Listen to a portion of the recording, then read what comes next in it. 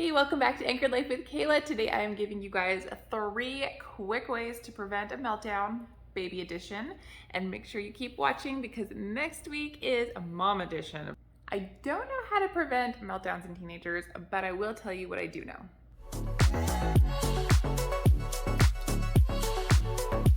My first tip for preventing meltdowns is to have something ready for lunch that's just easy, healthy. You can just grab it and go so that you guys aren't all freaking out when it's time for lunch. Because if you guys are anything like me and my 18-month-old daughter, we get a little hangry when it is time for lunch.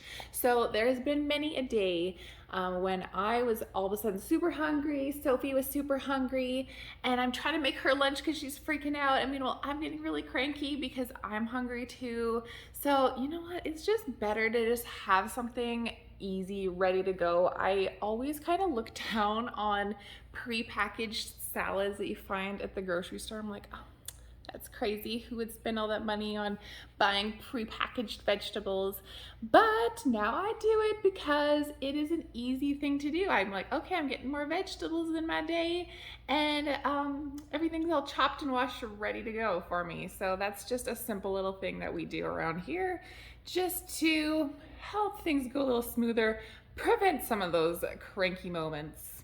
Tip number 2 is get a toddler carrier. I didn't even really know this was a thing until a little while ago when my friends told me, oh yeah, toddler carriers, we use them all the time. How come you're not using them? Because I was complaining about how when I'm trying to make supper, that is always when Sophie wants to be held. She gets all clingy. She does not want me to put her down for any reason whatsoever. And it's really hard to make supper when you're holding on to a 30-pound toddler. So my friends were like, get a toddler carrier. I'm like, oh, okay. So actually one friend has lent me hers, and I used it once so far, which sounds like a funny recommendation, but it worked out really well. And actually since then, she hasn't really been clingy when I'm trying to make supper. So that's why I haven't used it yet since the first time, but it's there for when I need it. So I don't know, maybe it just kind of like magically fixed the situation. I don't know, but I recommend it. My third quick tip is to not say no all the time. I'm sure it gets real old for babies and toddlers to hear no all the time.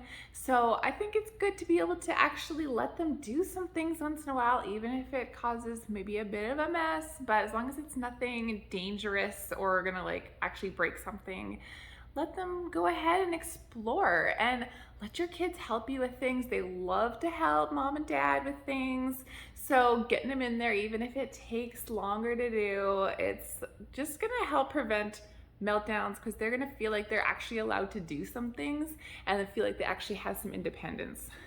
Sophie has been so cute. She's been helping me with the laundry. So she puts things in the washing machine and then she starts pretending to push buttons. Well, she's actually pushing buttons. I have to put the child lock on, but you know, she's helping me out, and instead of me trying to get her out of there, she's actually part of it, and we're spending time together, and she's learning how to do life skills too. So it all works out.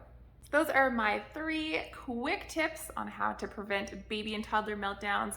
Let me know down in the comments what else works for preventing meltdowns. I am all ears. I would love to hear what you guys have to say and what works for you. Make sure you keep an eye out on my channel because every Friday I release a new video, and next week is going to be preventing mom meltdowns. Not like we've ever had any experience with that, right? Make sure you subscribe to my channel and like this video if you enjoyed it. I will see you soon.